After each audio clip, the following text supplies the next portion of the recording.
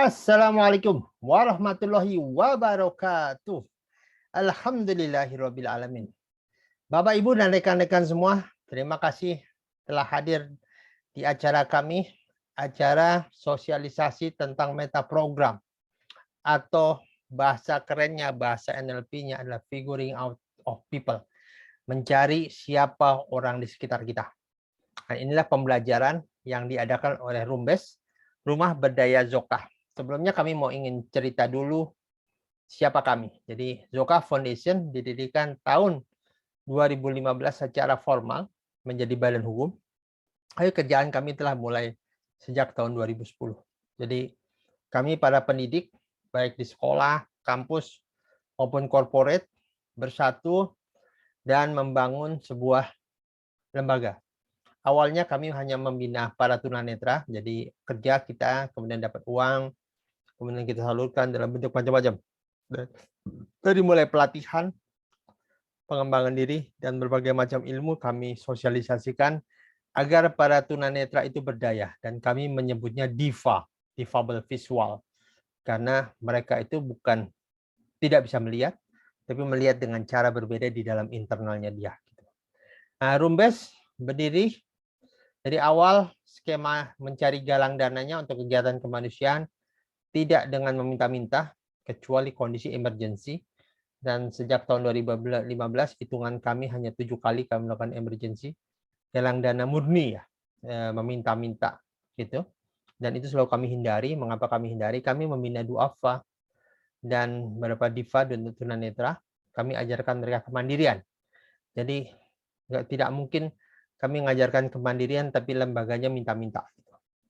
Nah, Rumbes punya misi membangun BLT difabel gitu. Ini adalah rencana lama yang sebenarnya telah digagas di tahun 2019 awal, namun kemudian kita terkena COVID dan putar haluan menjadi membagi-bagi makanan untuk para duafa dan mereka yang terkena COVID.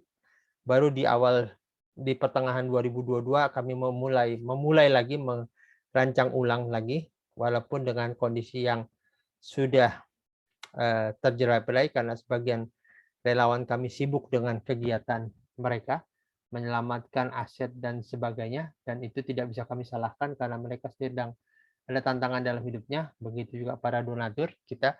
Tapi kita fight aja, karena kita punya misi, insya Allah membantu bila ada hamba yang berbuat baik. Nah, kami bersama teman-teman dari tunanetra, difabel visual, juga mereka yang peduli, hari ini mengangkat kembali isu membangun BLT, Balai Latihan Kewirausahaan Difabel, BLK. Gitu. Di bawah ada sekretariat kami di Jatiwaringin, jadi kalau Bapak Ibu ada kesempatan bisa datang di sana. Gitu.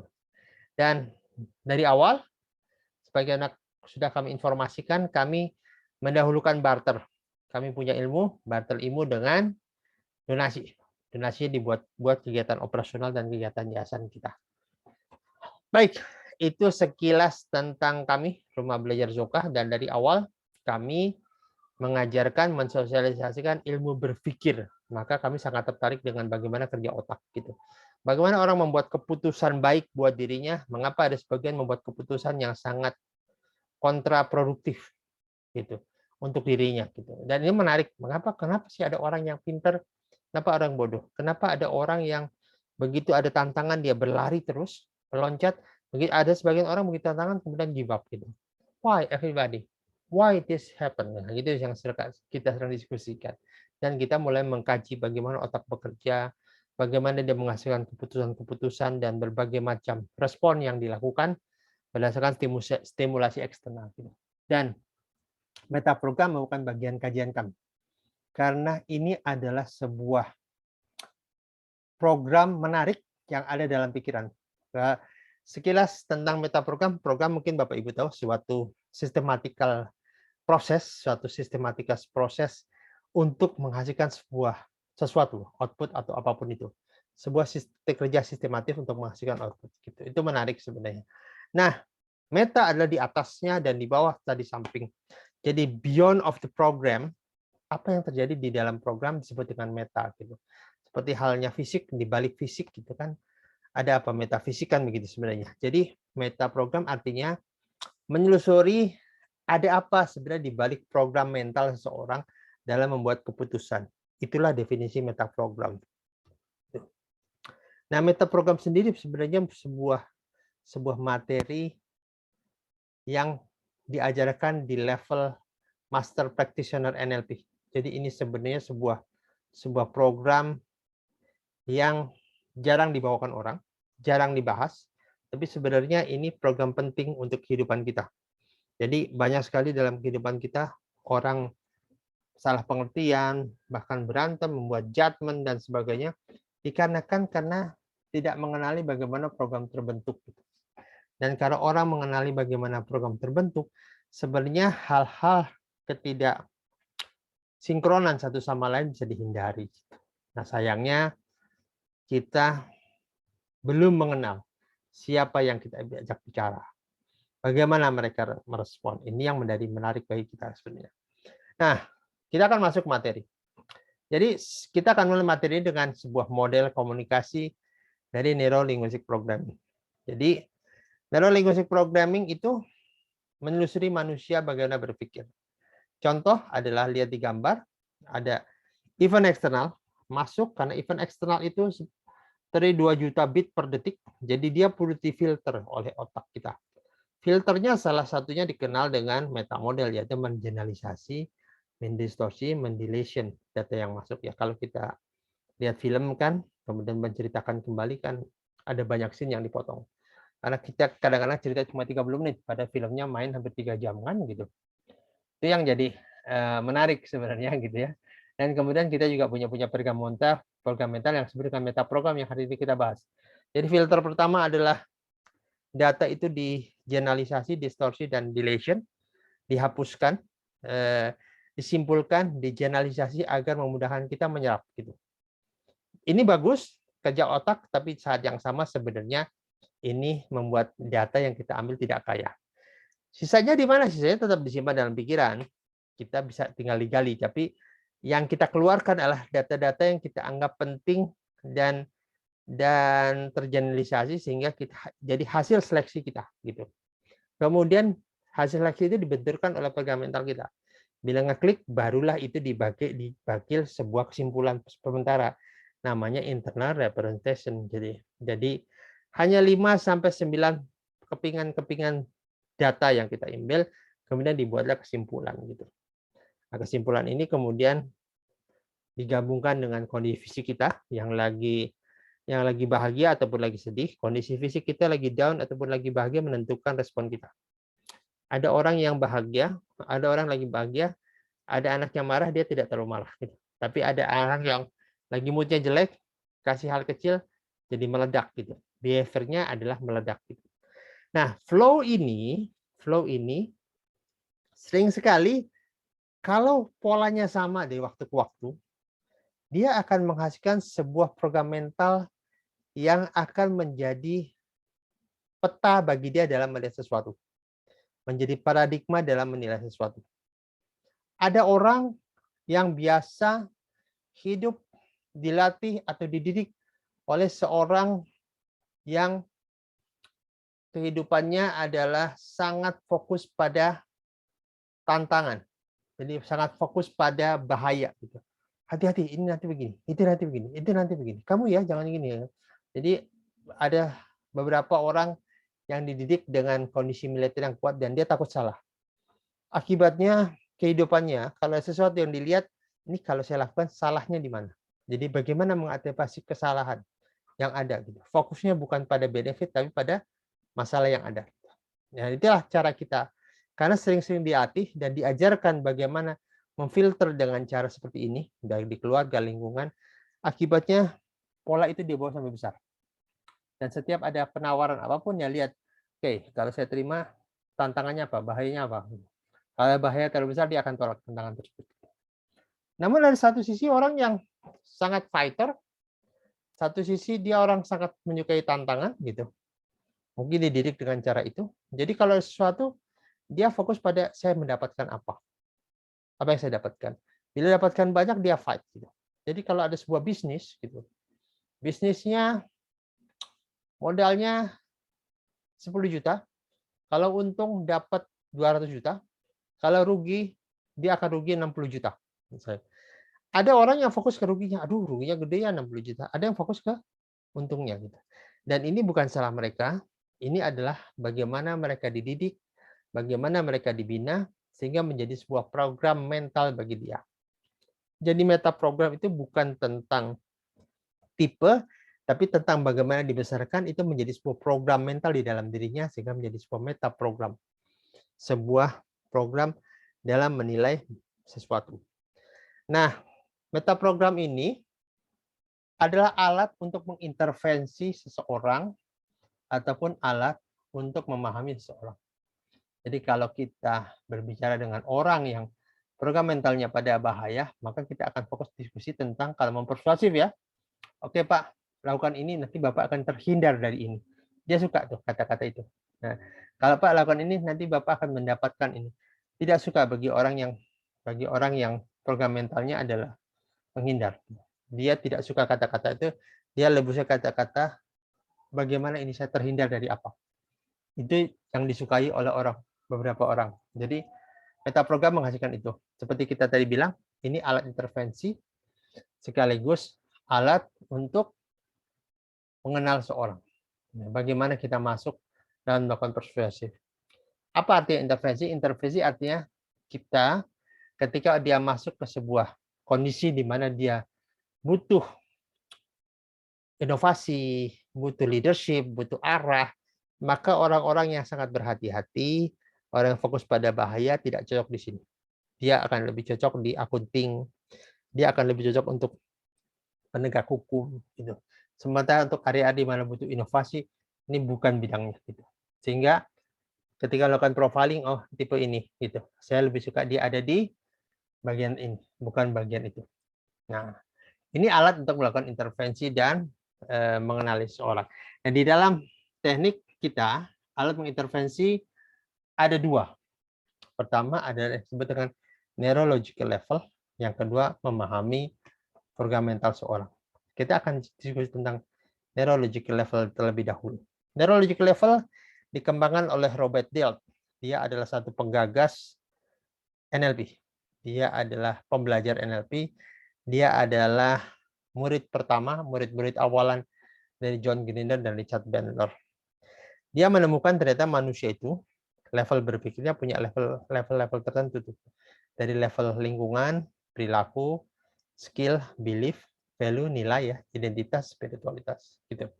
Nah, yang menarik adalah di dalam program ini kalau kita ingin merubah orang misalnya lingkungannya buruk dan sebagainya gitu. Maka cara dia merubah dia sebenarnya kalau diingetin, oh kamu tuh pergi dong lingkungan ini segala gitu. Biasanya dia agak susah. Tapi kita bisa bina dia dari level atasnya, level perilaku. Misalnya kalau kamu perilakunya sebagai seorang pemenang atau apa, maka berhati-hati dan bergaul dalam lingkungan kamu. Tentu kamu bisa lebih pintar-pintar menseleksi karena akan mengaruh pada behavior kamu. Saya suka apalagi kalau dipengaruhi oleh level skill. Di Brazil itu konon anak-anak mudanya cuma 2 pilihan, either menjadi pemain bola atau pemain narkoba. Nah, orang-orang Brazil banyak menyekolahkan anak di pemain bola. Kenapa? Kalau main bolanya bagus, dia cenderung menghindari narkoba. Karena sebagai orang yang skillnya bagus, dia perlu menjaga kesehatan, menjaga sesuatu, maka otomatis dia menghindari pergaulan, dia memilih pergaulan itu. Dengan kata lain, untuk merubah environment, kita tinggal nyari level atasnya. Dan kalau kita naik ke level paling atas di spiritual, gitu, kita akan membuat perubahan di semua level. Gitu. Maka banyak orang yang misalnya, orang-orang pergi jihad, tidak bisa buat job bom. Gitu. Sebagaimana kita lihat di TV-TV kan, ternyata dengan dipush, dengan diberikan ide bahwa spiritualitasnya tinggi, maka dia bisa menjadi membuat bom. Dia menjadi semangat belajar dan membuat bom. Ini yang menariknya. Dalam konteks neurological level, kita kalau ingin membuat perubahan, kita akan mengikuti level kurang lebih belief dan value jadi satu sebenarnya kalau dalam pembelajaran lain. Kurang lebih ada 6 level. Jadi kalau misalnya saya mau jadi seorang miliarder misalnya. Sekarang posisi saya anggaplah saya tukang gorengan, tapi saya mau jadi miliarder. Maka apa yang dilakukan? Pertama dia pikir dulu level lingkungan saya berubah apa ya? Dari miliarder supaya perubahan lingkungan saya lebih banyak mendegradasi kemampuan saya gitu. Maka dia rubah tuh. Dari level environment dia rubah environment-nya. Kemudian perilaku. Perilaku apa saya? Perilaku apa saja yang bisa membuat saya jadi miliarder? Kemudian dia rubah skill-nya gitu juga. Kemampuan apa yang sudah didapatkan? Terus keyakinan apa yang perlu saya dapatkan secara nilai, secara keyakinan, secara nilai-nilai apa yang perlu saya pegang gitu sebagai seorang miliarder. Lagi nggak mungkin seorang miliarder malas tuh nggak mungkin. Dia pasti punya keyakinan tinggi untuk mengejar sesuatu. Dia pasti memegang nilai-nilai kerajinan. Dan terakhir berikutnya identitas.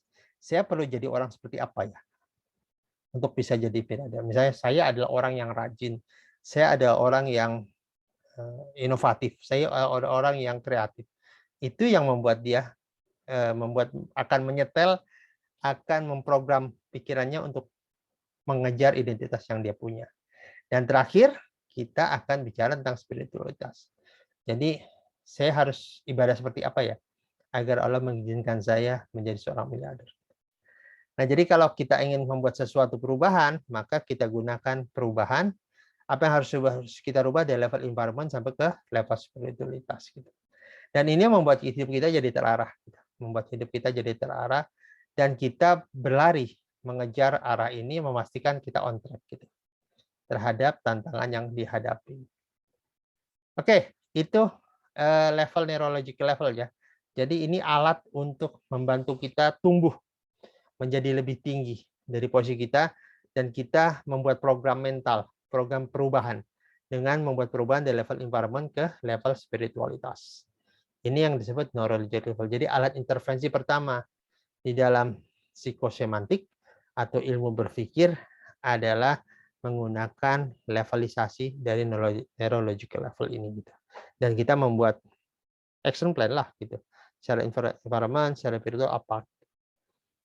Baik, itu adalah perubahan pertama. Perubahan kedua adalah mengenali siapa rekan kita, bagaimana dia bereaksi terhadap stimulus eksternal, dan bagaimana kita memahami dia. Gitu. Jadi ini disebut dengan metaprogram. Kenapa? Kalau kita paham metaprogram orang, kita paham apa yang dia sukai, apa yang membuat dia termotivasi, dan apa yang membuatnya mereka mau bersama kita. Gitu. Jadi kita tidak bicara tentang benar salah, kita bicara tentang siapa yang dihadapi, bagaimana kita berjalan atau mengajak dia sesuai dengan program mental yang dia sukai. Dan itu disebut dengan metaprogram. Metaprogram adalah sebuah alat, bukan sebuah alat, sebuah proses, sebuah program yang men-set bagaimana berpikir, bagaimana otak orang beroperasi. Orang yang fokusnya suka pada cerita detail, ada orang cerita ke dia sifatnya pendek. Kamu kok cerita nggak detail banget sih gitu. Dia orang kan begitu. Urutan dong, cerita tuh udah input, proses, output clear gitu. Di saat yang sama, kalau dia orang yang global, dia cerita banyak, dia akan tarik nafas. Duh, cerita lama banget sih. Poinnya apa gitu. Dia akan lakukan gitu sebenarnya. Dengan cara ini, dengan mengenal itu, kita jadi paham gitu. Oh, siapa sih yang kita ajak bicara ya gitu. Kita paham siapa pasangan kita, ada orang visual gitu. Dia memperhatikan apa yang dia lihat, dan dia juga memperhatikan bagaimana orang memandang dirinya. Istrinya seorang ibu-ibu yang kinestetik, yang lebih merespon pada sentuhan, pada sentuhan dan pada sentuhan lembut dan sebagainya, membuat dia aware gitu, membuat dia responsif gitu. Nah, di perjalanan jalan bareng, gandeng suaminya karena orang visual, dia ngelihat malu, dilihat orang, dia lepasin tangan istrinya gitu. Bukan tidak sayang, tapi ini tentang bagaimana dia merespon sesuatu gitu. Merespon apa yang dia lihat. Sementara si istrinya orang kinestetik, dia tidak peduli apapun yang dia lihat. Yang dia inginkan adalah sentuhan, karena itu membuatnya menjadi terasa dalam internalnya dia gitu. Nah, dengan memahami metaprogram, kita jadi kenal bagaimana otak orang beroperasi gitu. Dan pahami bahwa metaprogram bukanlah label. Nggak bisa melabel orang tuh dia begini, dia gini. Karena metaprogram itu sifatnya adalah beradaptasi, itu di bawah ada beradaptasi, dan dia tidak statis. Dalam konteks-konteks tertentu orang bisa berubah saja metaprogramnya. Gitu. Ini yang membuat metaprogram itu tidak sama dengan tipikal ya, tipe seperti halnya yang kita kenal dengan MBTI dan DISC dan sebagainya. Bukan. Metaprogram adalah bagaimana otaknya beroperasi, namun bukan tidak mudah mereka beradaptasi gitu. Karena sifat metaprogram atau kontekstual. Ada kalanya dia begitu di kantor, dia begitu tegar, begitu metaprogramnya adalah self gitu. Self decision gitu. Dia yakin pada diri sendiri dan sebagainya. Di rumah mungkin dia termasuk laki-laki takut istri gitu. Dia mungkin lebih kinestetik gitu, lebih banyak memendam perasaan dan sebagainya gitu. Namun dalam konteks-konteks tertentu, dalam kondisi tertentu kita paham metaprogram adalah sebuah program yang aslinya dia punya. Jadi kalaupun orang awalnya berubah, tapi kalau belum dirubah 100%, dia akan kembali pada metaprogram aslinya. Dan apakah metaprogram bisa dirubah? Jawabannya bisa, gitu. Karena dia adalah sebuah program. Ingat, program itu adalah sesuatu yang diinstal, dan sesuatu yang diinstal bisa uninstall. Gitu. Jadi nggak melulu bahwa metaprogramnya akan begini, nggak melulu. Metaprogramnya akan berubah sesuai dengan kondisi dan sesuai dengan kemauan dia gitu. Jadi bukan berarti dia nggak bisa gitu. Jadi kasarnya orang punya metaprogram yang self decision, jadi dia tidak suka nanya orang, menurut dia bagus ya bagus gitu. Dia yang sangat yakin akan pendiriannya gitu. Namun bisa saja berubah gitu dalam konteks-konteks tertentu. Misalnya di satu kota, di satu kondisi yang dia sangat tidak hafal, tidak tahu, atau kami mengenal beberapa orang kaya yang ke tempat golf, dia ingin coba belajar golf gitu. Dan ketika belajar golf, dia murni tidak tahu apa yang harus dia beli, maka dia nanya ke penjaganya gitu. Dia nanya A, nanya B, nanya C, tapi begitu memilih itu urusan dia. Gitu. Dia tidak suka dikatakan, Pak, ini Pak, pilih ini, dia nggak suka. Dia lebih suka, oke, ini saya yang pilih, gitu. Ini yang saya pilih. Gitu. Jadi biarpun dia di-guide orang, tapi ada pada satu kondisi tertentu dia sangat self decisions, dia sangat yakin pada dirinya sendiri dan dia putuskan. Ini tipikal orang yang tidak suka diputuskan oleh orang lain. Sehingga ini membuat dia menjadi orang yang self decision, jadi dia tidak suka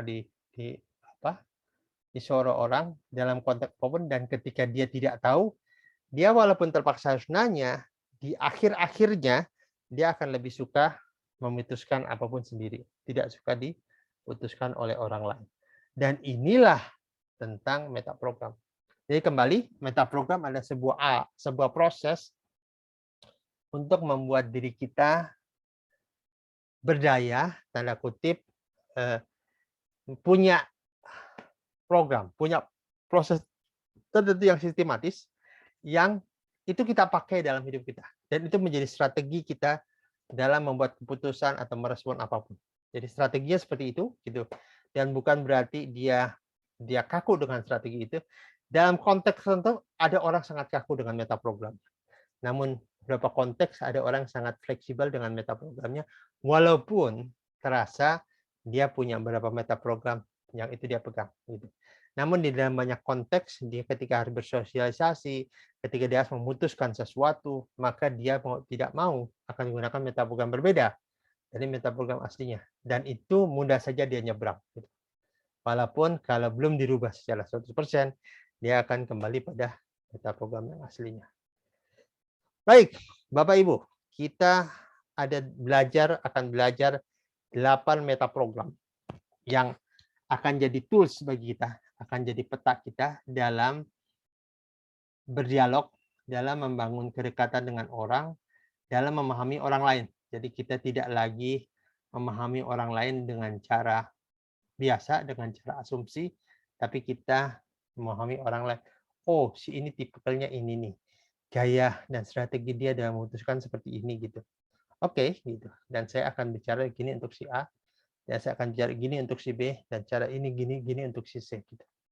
Dan inilah rahasia sebenarnya di balik dari bilisani qaumi gitu. Jadi kalau kita bicara dengan orang tertentu bukan hanya bicara tentang komunikasi verbalnya gitu atau cara dia berkata, tapi yang membedakan dia adalah sebenarnya cara dia merespon sesuatu. Karena tiap orang bisa saja berbeda. Jadi bahasa itu tidak selalu hanya menunjukkan arti kata, tapi bahasa ini juga menunjukkan cara kita berpikir, cara kita memahami sesuatu gitu. Kalau kita lihat bahasa Inggris kan lebih sederhana ya dibanding bahasa Indonesia. Kadang-kadang orang kalau menggambarkan sesuatu in English, kemudian dalam bahasa Indonesia terlalu singkat. At the same time gitu, di saat yang sama, kalau dia mengindonesiakan apa yang dia katakan dalam bahasa Inggris, itu terlalu panjang dan terlalu bertele-tele gitu. Dan itu bukan gayanya orang bule gitu. Kayak orang bilang ada to the point, based on the fact, kemudian dia bicara apa adanya. Dan ini agak beda dengan orang kita yang cenderung lebih halus, cenderung lebih berdialek gitu, cenderung lebih beradaptasinya lebih besar. Gitu. Ini gaya orang Indonesia ya, gitu, bukan gaya orang bule gitu. Sehingga kadang-kadang terjadi perdebatan kultural gitu. Kalau kalau ada orang bekerja dengan bule, dia bilang oh, bule ini kasar ya. Terus direct sebenarnya bukan kasar, dia tuh ingin direct, jadi nggak banyak basa-basi. Gitu. Tapi di balik yang sama, dia ngelihat orang Indonesia ini ngomong kok gak jelas mau poinnya apa dan sebagainya. Itulah yang terjadi di kita. Kalau kita saling menghargai orang, saling memahami, maka terjadilah pemahaman yang berbeda tentang orang lain. Akibatnya kita tidak melakukan generalisasi siapa orang yang kita ajak bicara. Baik, terima kasih Bapak Ibu. Sesi hari ini kita tamatkan. Insya Allah di pertemuan berikutnya kita akan bicara 2 meta program untuk memahami seorang. Terima kasih. Assalamualaikum warahmatullahi wabarakatuh.